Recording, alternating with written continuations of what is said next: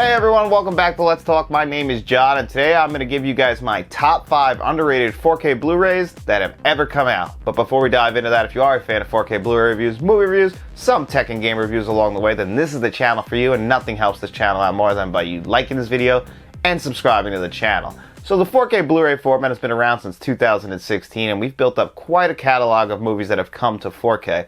And along the way, there have been some that have come out that just didn't get the recognition that they've deserved, and we've only had the channel here for about 16 months, so there's been plenty of 4Ks we haven't reviewed, and plenty of 4Ks we haven't even mentioned that really deserve that recognition, and a lot of these do go on sale, especially here in the United States. We have a bunch of holidays coming up through the summer where these will drop in price because you'll notice that every single one of these 4Ks are studio releases, and that's because, you know, they have lower expectations compared to boutique label releases. You know, when Scream Factory, Shout Factory, Arrow, Kino, and Criterion put out a movie, the expectations are much higher, but if Universal or Warner Bros. Puts out a 4K, it's a little bit more acceptable. It's not right, but it's a little bit more acceptable and understandable when their 4Ks come out and they're in a lower quality. It's just because we know as the consumer that they don't put as much effort in as a boutique label would. So when one of these comes out and they live up to those standards, a standard of like a Criterion or Kino Lorber release, I do think that they deserve a little bit more recognition. And these are 5 4Ks. I believe if you don't have them in your collection yet, I think it'd be worth your time and money. Oh my God. What? You're from the 60s. And starting off at number 5 is 1989's Field of Dreams, starring Kevin Costner, and this one came out from Universal Studios back in 2019. This 4K has HDR10, no Dolby Vision, but it also features a DTS X-Track and a DTS HD Master Audio 7.1, so they did a lot of work on the audio on this. And the audio is really good, but the visuals are actually pretty damn stunning, a huge upgrade from the previous Blu-rays, DVDs, everything that I had ever seen Field of Dreams in before. Field of Dreams is one of the most popular films that have ever come out. It's probably Kevin Costner's most popular movie. You know, it's one of those movies that make you feel good. It's more than just a baseball movie. It's a father-son movie.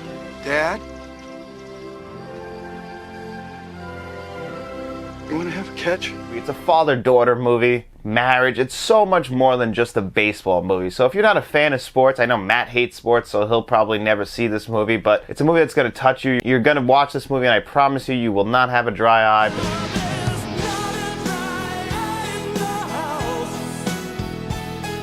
Because it's just impossible watching this movie. Whenever he raises his hand and he talks to his dad and he says, "You want to have a catch?" If that doesn't get you, I don't know what will. And I knew that was coming even the first time I saw that because this movie is, you know, one of the most popular movies ever. I was born after this movie came out, and I still knew about the ending of this movie, and it still got me. Great performances in here also by James Earl Jones, Ray Liotta, and Amy Madigan. Everyone does a great job. It's a great movie, and this 4K, I'm telling you, looks phenomenal. You know, a lot of this movie takes place in sunset and sunrise. They call it the magic hour. They put a lot of effort into when they made this movie, making sure those shots look great, and the 4K just makes all those scenes look even better. It's one of the best, you know, it takes place in the middle of nowhere, so those green corn fields and then the beautiful baseball field being lit up by the lights. I'm telling you, it's a beautiful looking 4K, but don't sleep on that audio track as well.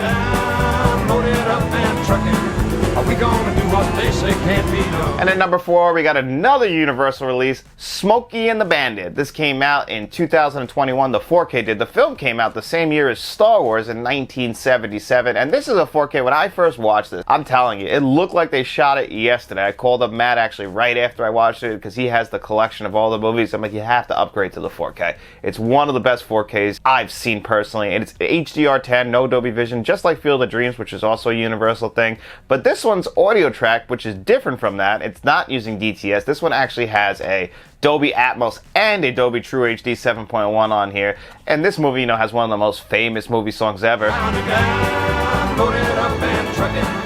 in this movie, and that thing is going to be cranking, the engines are going to be going, and it's a really, really good audio track. Actually, one of the better audio tracks for a studio release. This one definitely floats under the radar as one of the better audio tracks, but you know, a movie like this, it's a lot of action, you know, mostly car action, but still a lot of action in this. The cars themselves just pop off your screen because of HDR10. Again, no Dolby Vision, but not necessary, I think. I think this 4K still looks amazing no matter which way you spin it. You know, if you look on the cover, Burt Reynolds wearing that red shirt, that's going to pop right off your screen. Sally Field has never looked better than she does in this movie. And on top of that, you know, it's a well-paced movie, even for 1977. It's a lot of fun. And it kind of gives you a sneak peek into what the world was like in 1977, especially like in the South where they are. You know, it's definitely a very unique movie, and it just shows you just how popular Burt Reynolds was. Burt Reynolds was the 70s star, that guy with that killer mustache. He was on top of the world in the 1970s, and he's probably, Smokey and the Bandit is probably his most well-known film, I would have to say.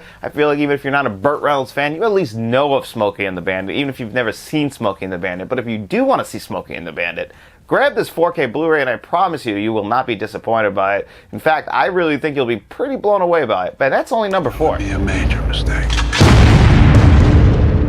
Speaking of incredible audio, and I understand this is actually a 2016 4K, one of the movies that was brought to 4K to show off what 4K can do. And this one was brought to us from Lionsgate, and it has HDR10, no Dolby Vision, but what it does have that is impressive is Dolby Atmos and Dolby True HD 7.1. And that stands out just because I feel like the audio on this is 110% the shining star. Yes, this movie does look great. It's a more of a modern film. This only came out within, you know, the last 7 or 8 years, so it's a pretty modern film. It's shot with the most modern technology, but the audio design in this film is phenomenal right from the opening. If you guys have seen this movie stars Benicio del Toro, Emily Blunt, and Josh Brolin. And also in smaller roles, you got Daniel Kaluuya and Jon Bernthal, really before they took off. So this movie is, if you look at it in a time capsule, you caught a bunch of stars right on the rise and a bunch of stars at the top of their game in Josh Brolin, Benicio del Toro, and even Emily Blunt. Emily Blunt is one of the most underrated action stars between this and Edge of Tomorrow. She is phenomenal. Then, of course, you get the Quiet Place movie. So Emily Blunt as an actress is just incredible. And then this movie, in Denis Villeneuve's catalog,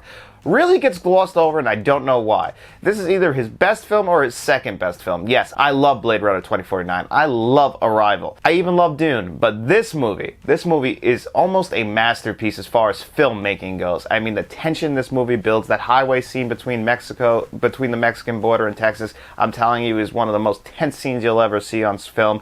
You know, and then the audio. Every time a gun fires, it reminded me of the audio in Heat, and I think that Heat has the best audio design that we've ever gotten as far as gunfire goes, but I think Sicario is right on its tail, and this 4K, especially with that Dolby Atmos track, is going to really help to carry this 4K, and one that I really feel like, if you haven't seen this 4K, it's one of the best out there, and it still holds up.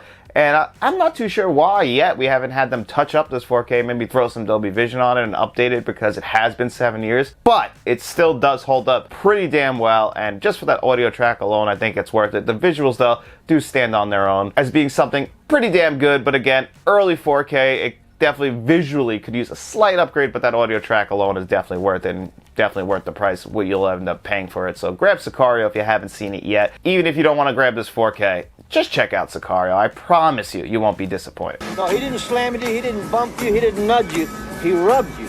And rubbing, son, is racing. All right, at number 2, we're talking about rubbing, because rubbing is racing, folks. We're talking about 1990s Days of Thunder, starring Tom Cruise, directed by one of my personal favorite directors, Tony Scott. This movie also features Robert Duvall, Randy Quaid, Michael Rooker as Rowdy Burns. So you guys see I'm wearing a NASCAR hat. I'm a huge NASCAR fan, so I've always grown up loving the movie Days of Thunder. Is it cheesy as hell? Abso-goddamn-lutely.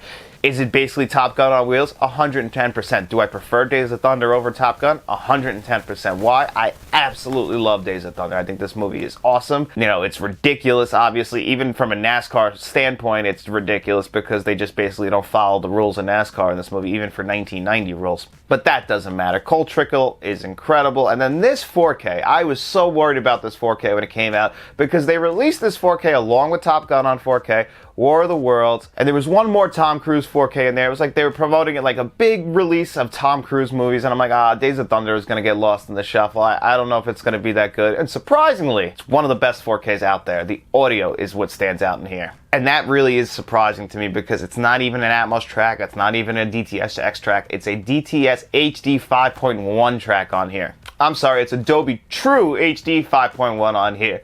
And that is incredible. Now, there's a lot of scenes with the cars racing around the track, but anytime the cars are racing around the track, your house is going to shake. I mean, I'm telling you, incredible bass. The rear speakers alone were just blowing me away. It's one of the loudest movies that are on 4K, but man, crisp and clear. The dialogue is still crisp and clear. It doesn't get overwhelmed by the audio when they're in those action scenes, you know, other than if the design of the sound of the movie was supposed to be mixed that way. But that's intentional. Other than that, what a phenomenal audio track. Now, as far as visuals go, we get the works on here. We get Dolby Vision and HDR10, and it's such a huge upgrade from the previous Blu-ray that I did have. But this 4K is great. And also, I want to mention just the artwork on this 4K as far as the slipcover goes. The artwork underneath is exactly the same.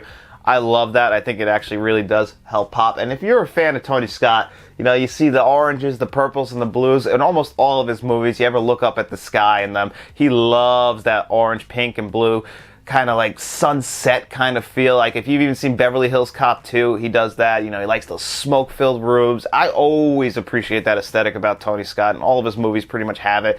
And, you know, for me, Days of Thunder is a special movie. It's a very nostalgic movie for me. Like I've said before, I know that I'm blinded by nostalgia with this one, but I still absolutely treasure this film. And if you haven't seen it, please check it out.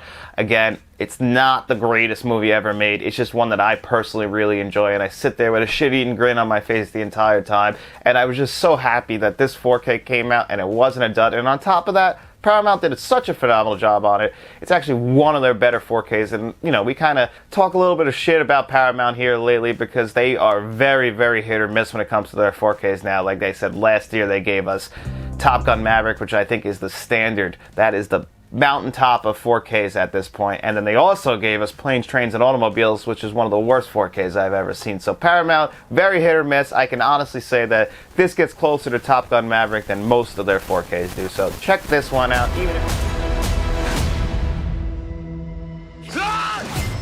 And at number one, I'm going with 1982's First Blood in its 2018 4K from Lionsgate, and this one really shocked me, and this is one that was a big one for me. I actually bought this one Black Friday on a whim. It was just on an end cap for $5. I'm not the biggest Rambo fan. I think First Blood is a way better movie than the rest of the Rambo franchise. The first one is more of a drama. It's the story of a Vietnam veteran just kind of drifting through the world, and then just basically getting bullied by the local sheriff, played by Brian Dennehy, into just for no good reason at all, other than to assert his power. And as Rambo says, you picked the wrong guy, you messed with the wrong guy, and that whole town is gonna learn their lesson for messing with him. And unlike the other movies, this isn't an over-the-top, cheesy action film. This is a much more serious drama. This is actually one of Sylvester Stallone's best performances, in my opinion. You know, this came out within the year of Rocky 2, and I think Rocky 2 and this are probably Sylvester Stallone's best acting performances before he kind of shifts into that over-the-top action hero that most people love. I really do like that we get to see Sylvester Stallone, the actor here. This is something that he could have been nominated for an Academy Award for, even though he doesn't have that many lines of dialogue, but he just does such a good job acting, and it's just an overall great film. Now, this 4K is unbelievable. This is what sold me on the 4K format. I remember I brought this home, I put it in, and I showed Matt as soon as I could, showed anyone I could, and I tell anyone I possibly can that this is an amazing 4K. Do not sleep on this 4K. I can't speak on the rest of the Rambo series. I know that Matt has the big 4K Steelbook collect that came in that big steel tin. That is awesome. I've never seen those because, like I said, not a big fan of the sequels. First Blood stands on its own. First Blood is an amazing 4K. I still see, because in a lot of this movie, the roads are soaked and you can see the reflections in the puddles. Like, I remember distinctly Brian Dennehy's sheriff's car driving over a bridge and seeing the reflection of it in the puddles while Sylvester Stallone is walking next to him, and I was blown away. My jaw hit the floor. This is a phenomenal 4K. The fact that I got this for $5, I should be arrested because I just committed highway robbery. That's how good this 4K is. And just remember, guys, this is my opinion. You might not agree with me, or you might. You never know. Either way, please let me know in the comment section, and let me know what you think are some underrated 4Ks that people should check out. Not just me or Matt, but anyone else who's into 4Ks. What are some underrated 4Ks in your opinion? Leave those in the comment section below, and while you're down there, please make sure you like this video and subscribe to the channel, because nothing helps us out more than that. But if you really want to help us out, I want you guys to go out there in the streets, maybe play a game of catch with your dad, and then tell all your friends about us. We'll be seeing you around. Enjoy your day, guys.